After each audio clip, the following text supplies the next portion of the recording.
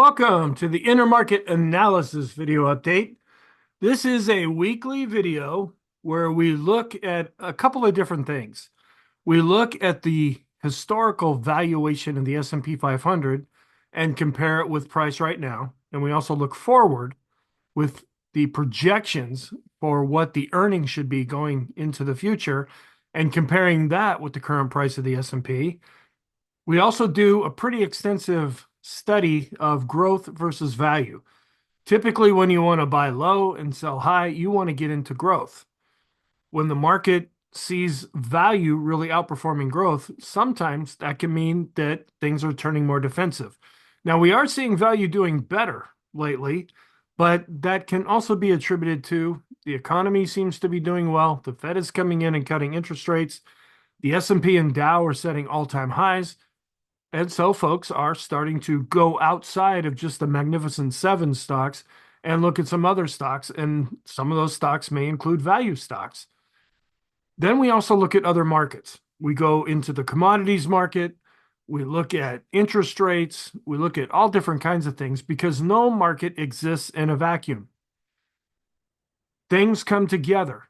Something happening with interest rates or with oil, that can have an impact on the S&P 500. And that's ultimately what we want to look at. We also compare other indexes to the S&P and other sectors to the S&P as well. So this is being prepared for Monday, October 21st. Before I get into the video portion, there's a thing called the SPXInvesting Program. It's a program I developed. It's up, it's going. There's a link that'll take you to the website or to a video that talks more about this. If you have any questions, you can send me an email here at this address. It's free until the end of 2024. Feel free to check that out and just see what you think. Also, this is the InterMarket Analysis video right here. Well, I do a number of other weekly videos, and all of those tie into the daily video update. So that's the real foundation of the analysis that I do. All right, first area we look at is S&P 500 valuation.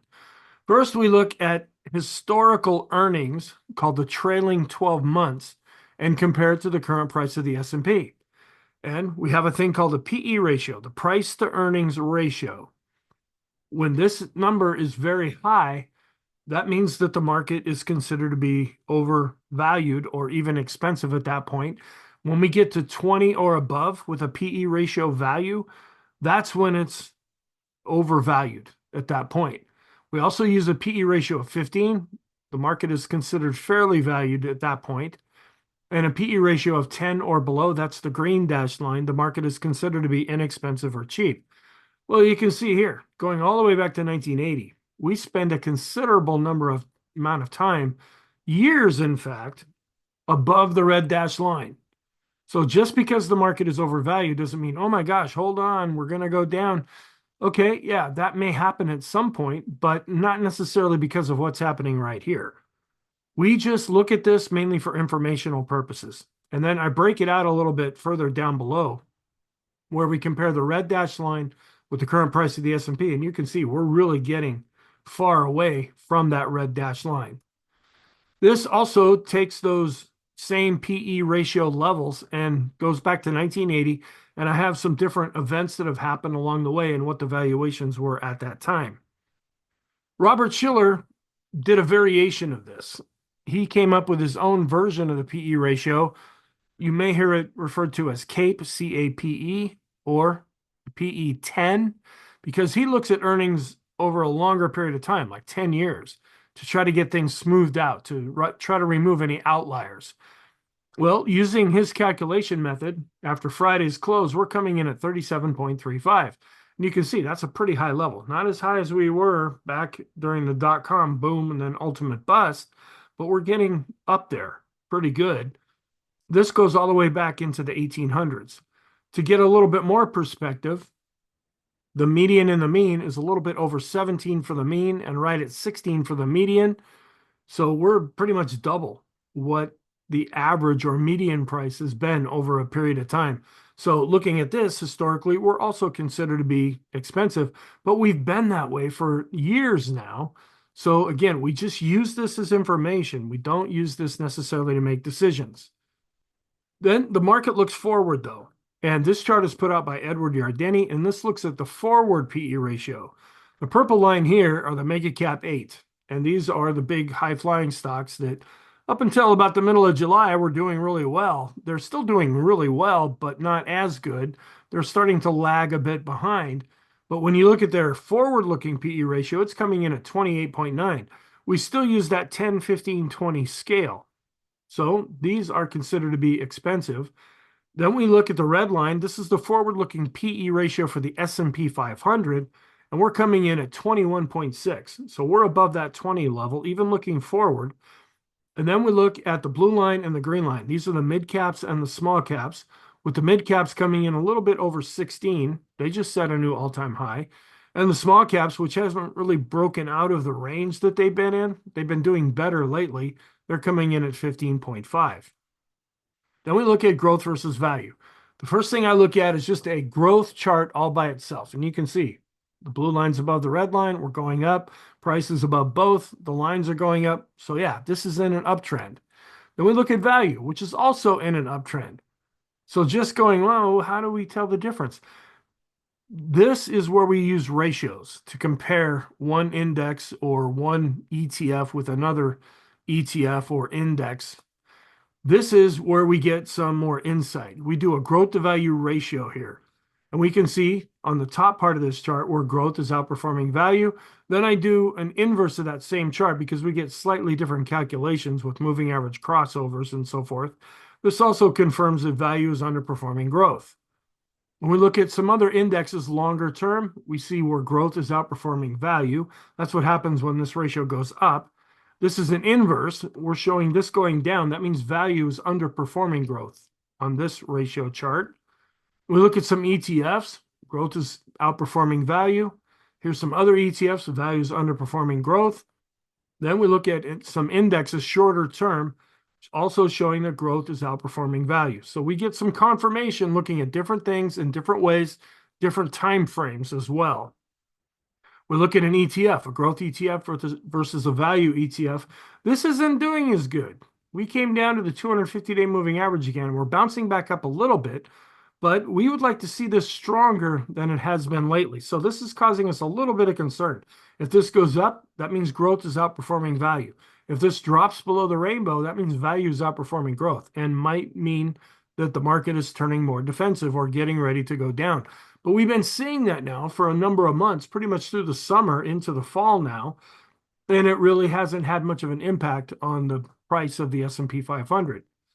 Then we look at value versus growth, showing how value is underperforming in the longer term, but getting near the high end of the rainbow here. This is just an inverse of that previous chart. Then we break this out and look at small cap growth to value. Not doing all that well, actually in a downtrend here. Mid caps, which just set a new all-time high, in a downtrend when you compare growth versus value. Not what we would really like to see.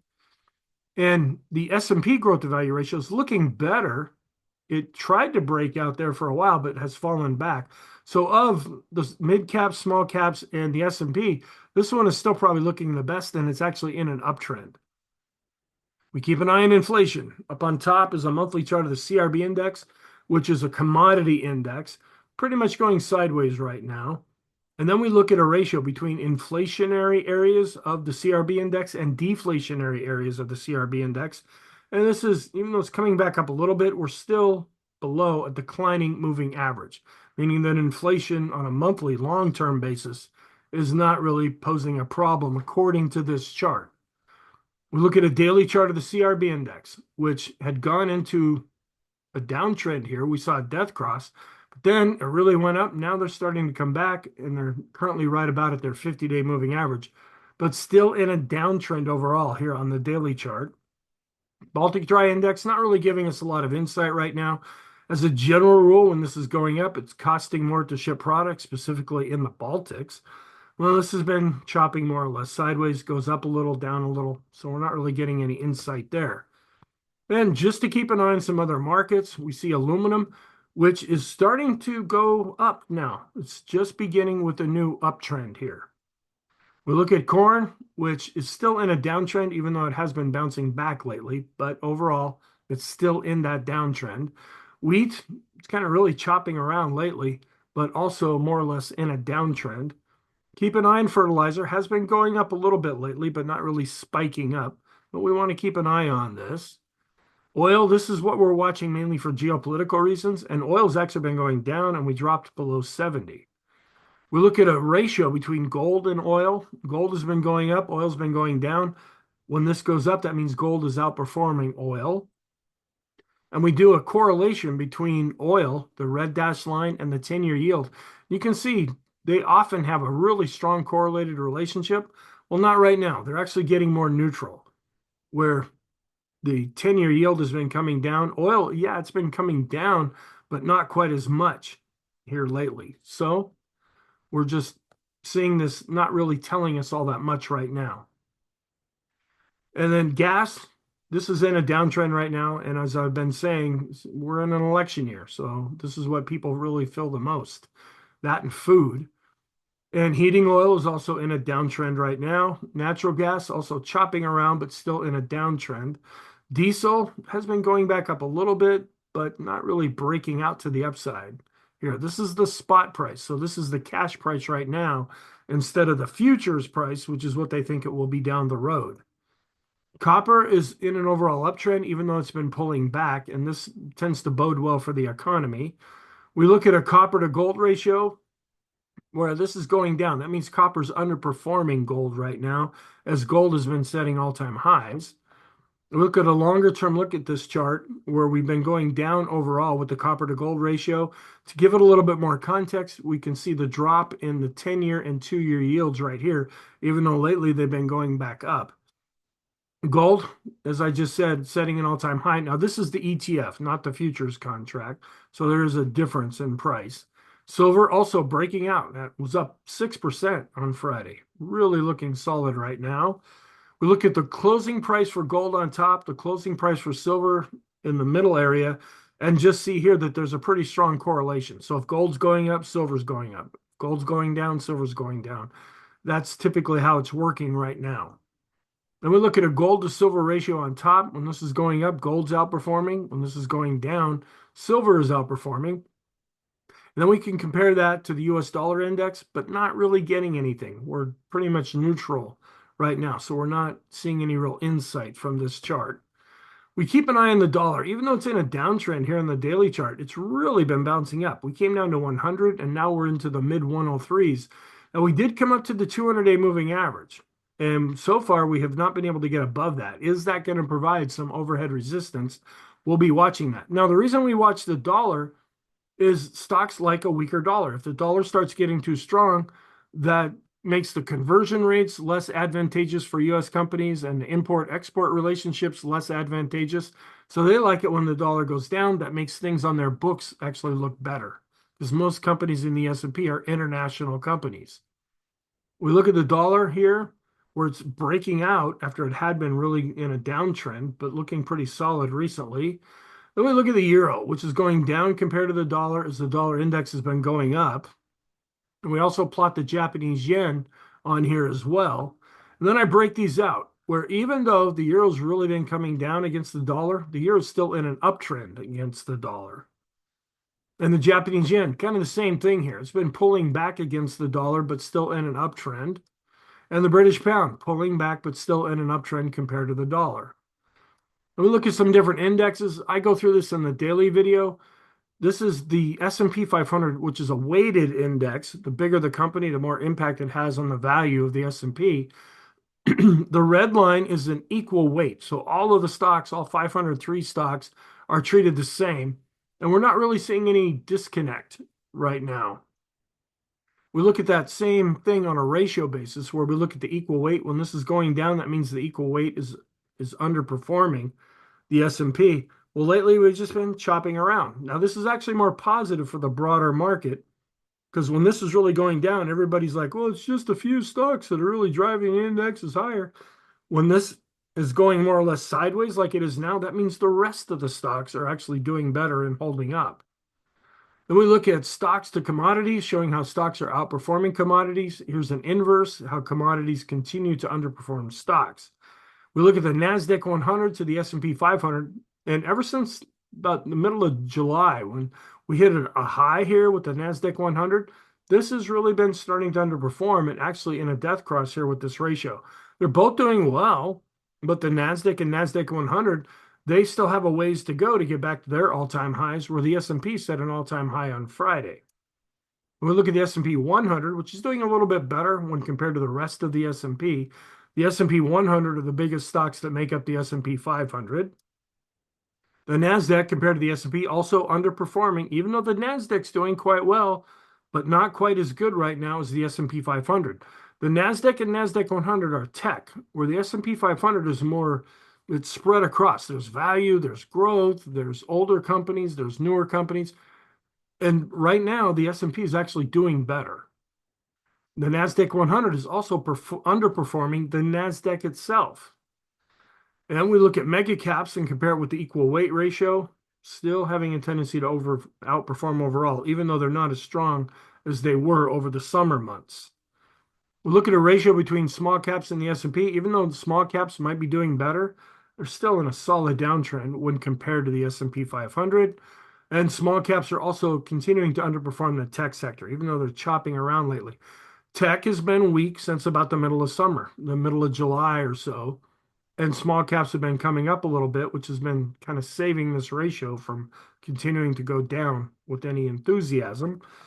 Then we look at a ratio between small caps and the S&P. That's in red, where they're continuing to go down, and we compare that with the blue line, which is the S&P 500, and they're going in opposite directions. Biggest software companies looking pretty good on the daily chart here with a solid uptrend.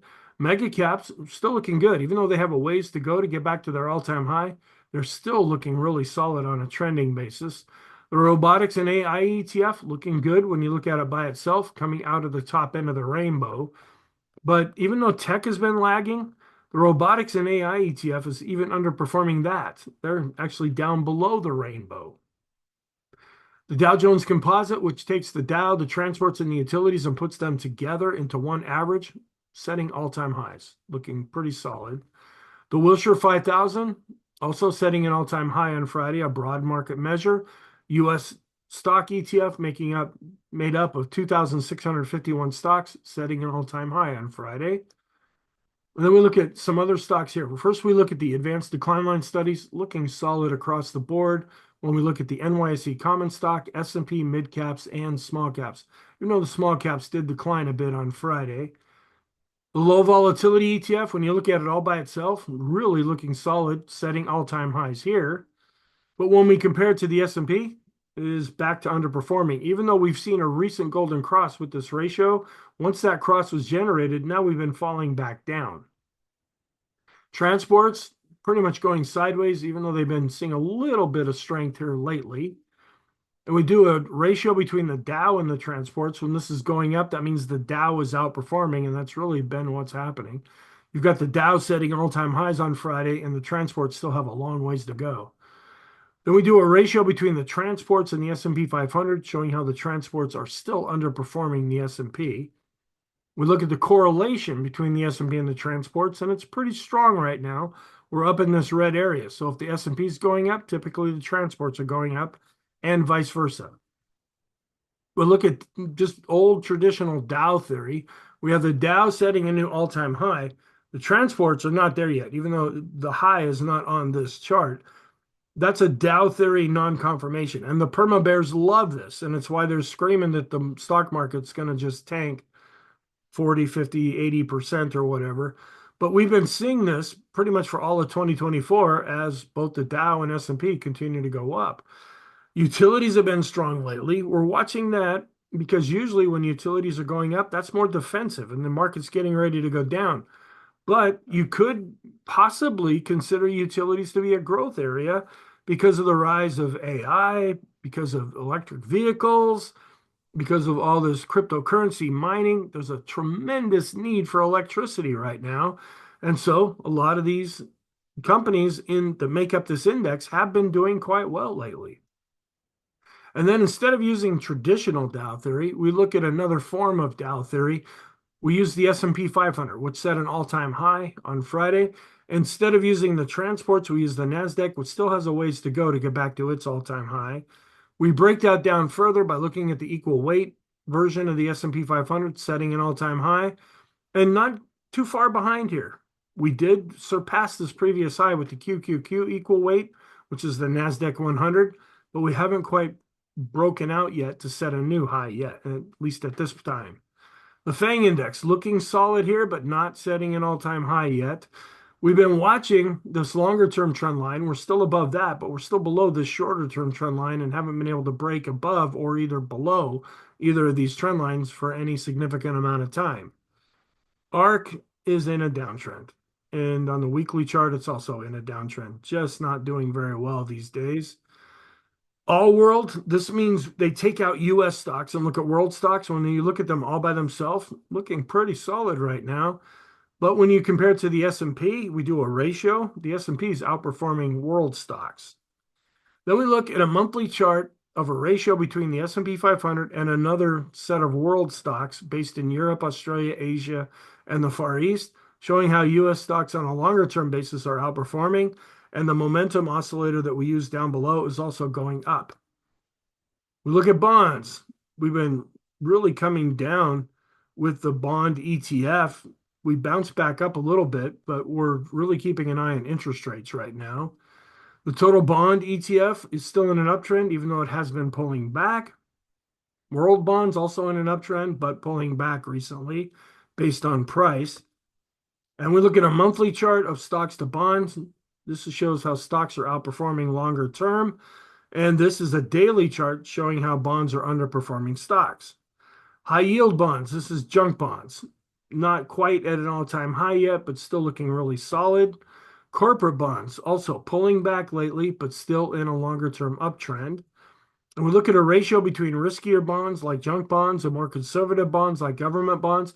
This ratio had been going down, but now it's starting to go back up, and we're still trying to figure out the context of that. The economy's still holding together, so maybe we're going to be in a higher interest rate environment, and folks are still preferring to get into junk bonds right now over government bonds because they give a higher yield even though they're riskier. We look at a correlation between stocks and bonds, and they're pretty much going into neutral territory right now. The Dow Jones Corporate Bond Index falling back a little bit, but still in an uptrend. We have some Fibonacci studies here with the 10-year yield, not really getting close to any of these retracement levels. Longer term, going back to 1980, this just shows how we're possibly shifting into a higher interest rate environment. 30-year yield with Fibonacci retracement levels, not really getting close to any of these lines. We do a ratio of stocks to the 10-year yield, showing how stocks are still outperforming. Junk bonds, just getting really close to setting an all-time high. And this had really been pulling back as it looked like we topped out with interest rates and we're starting to come down. So we dropped with this ratio. Now this ratio is starting to go back up as folks are more favoring the junk bonds over more conservative and safer government bonds. There's a daily chart of yields, how we were really coming down, but then starting to go back up. And a weekly chart looking internationally with US, UK rates, German rates, and Japanese rates. We look at the volatility of bonds, that's in the top area, that's measured by the MOVE index, and the volatility of stocks is measured by the VIX.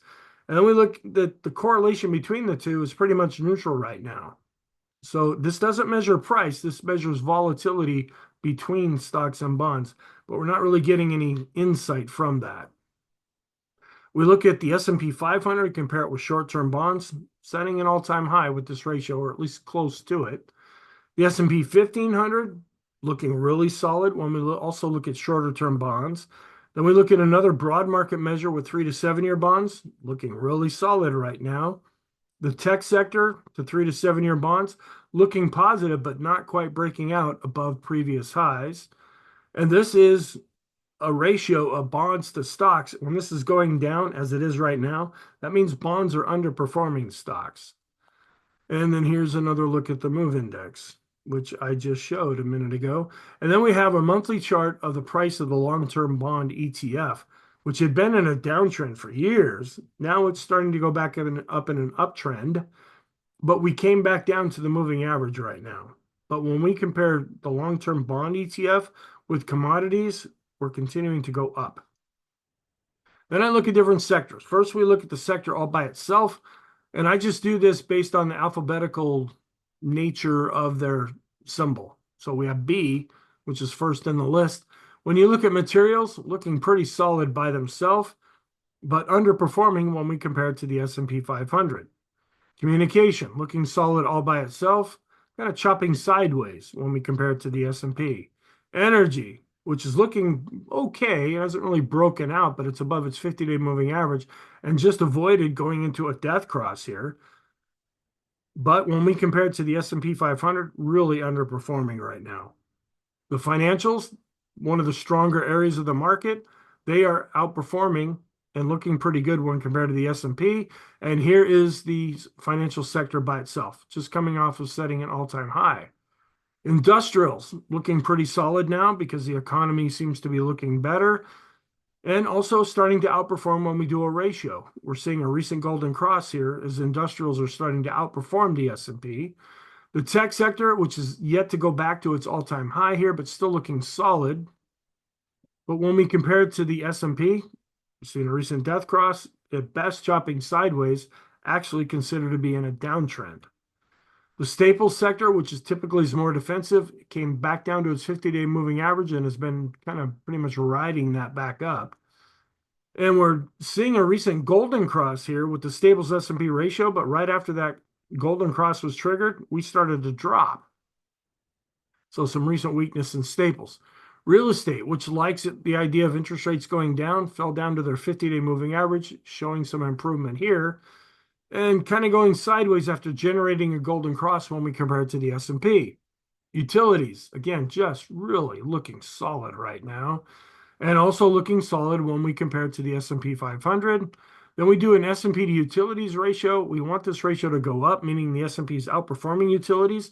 For the most part, this ratio has been going down, but the S&P still continues to go up.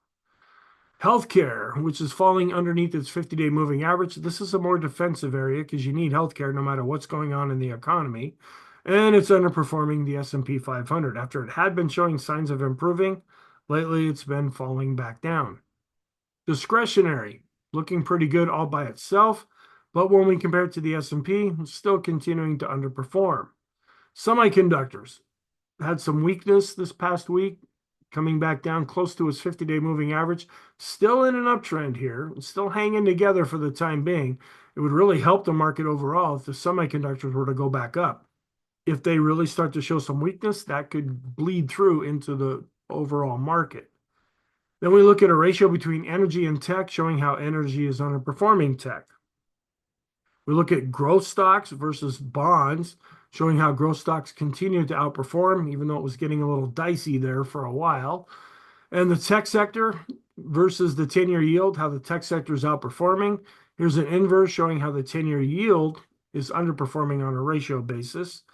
Discretionary to staples, in a downtrend overall, but really improving quite a bit lately. And staples to discretionary, staples are outperforming on a trend basis, but showing some recent weakness. Gold to the S&P, even though gold is in an uptrend, when we look at this ratio, it's outperforming. We pretty much have been chopping sideways for most of 2024 because you have the S&P setting all-time highs and gold setting all-time highs. And then we look at a ratio between gold and the dollar, and gold has been going up as the dollar had been coming down, and so that's why this ratio is going up. High leverage loans still looking good for the overall economy. This chart is looking pretty solid currently. The NYSE setting an all-time high. That's a broad market measure. All stocks also getting close to an all-time high. Emerging markets, seeing a lot of money going into emerging markets right now, and it is in an overall uptrend. The Japanese Nikkei index just coming back, just kind of bouncing around here. This was the previous high set way back in 1989. Microcaps also, these are smaller stocks that continue to be in an uptrend and not really getting any insight here. We have the S&P on top, the home builders ETF, and what we're looking for is on the bottom when these are really showing some kind of a divergence from each other on their correlation. They're having a pretty strong correlated relationship right now. Bitcoin, which is still in a downtrend, but was able to break up into the 68,000 range. And we're seeing a lot of money going into China right now as the government there announced a lot of stimulus things, but now we're starting to pull back This is using the KST as a momentum oscillators. Also starting to see more of a downturn with emerging markets in Europe, Japan, and we're still more or less in a downtrend here, even in the US. Now, some of you may not like the KST as a momentum oscillator. It's like we're setting all-time highs and this is going down. That doesn't make sense. Well, that's why I use a lot of different oscillators. And we look at an intermarket analysis chart here, where we still see gold doing the best, followed by stocks. That's black. Oil had been doing pretty good, but it's gone down a lot lately. And then the green is the dollar. That's still positive, where bonds continue to be negative year to date. And we look at some correlations. There's a strong correlation between the S&P and the dollar right now. And they both have been going up. And that's why we're seeing this correlation actually get stronger. The S&P correlation to oil, they're having a tendency to go in opposite directions right now. The S&P to the 10-year yield coming down a little bit, but still having a slight tendency to go in the same direction. And the tech sector to the 10-year yield, also a little bit stronger relationship of going in the same direction. The S&P to the 2-year yield, this is still in neutral territory right now. Then some long-term charts. There's a monthly chart of the NYSE setting all-time highs here above a rising moving average. That's long-term positive. And the momentum oscillator, as we use the Copic curve here, that is positive as well. This is a daily chart where we're looking quite positive on the NYSE. Here's a monthly chart of the S&P 500, which is looking positive above its moving average, and the percentage price oscillator is continuing to go up. So long-term, we're looking positive there. Here's the S&P on top, and then a ratio between the S&P and the CRB index showing how stocks are outperforming commodities longer term. A monthly chart, global index, compared to the S&P, showing how U.S. stocks are still outperforming, and the KST here is pretty much flat. Then at the very end, I go through a list of those things that are positive and those things that are negative. My definition of positive for this video is the 50-day moving average is above the 200-day moving average. And then negative is when the 50-day moving average is below the 200-day moving average. And we have quite a long list of things that are positive. When we look at growth and value by themselves, when we look at copper, still in an uptrend. The British pound and the euro compared to the dollar, even though the dollar's been bouncing up lately, not enough to change the trend, at least yet. The Japanese yen to the US dollar, gold, silver in uptrends, the big software companies, the mega caps, the FANG index, low volatility ETF, staples, the Dow Jones Composite Average, all of the different things that we look at with bonds based on price, even though they've been under weakness, they're still in uptrends. The tech sector and semiconductors, high leverage loans, the Dow, the NYSE Composite and Wilshire, the NASDAQ and NASDAQ 100, mid caps, small caps, and micro caps. I mean, you've got a really long list here of things that look positive. All stocks and then emerging markets are looking better too. Then we have kind of a short list here for the negative things. The CRB index, the US dollar, ARK, and Bitcoin, even though it's spiking up. But I measure this based on moving averages, and they can really lag sometimes. Thank you. I hope you found this helpful. I hope you have a great weekend, and I will talk to you in the next video.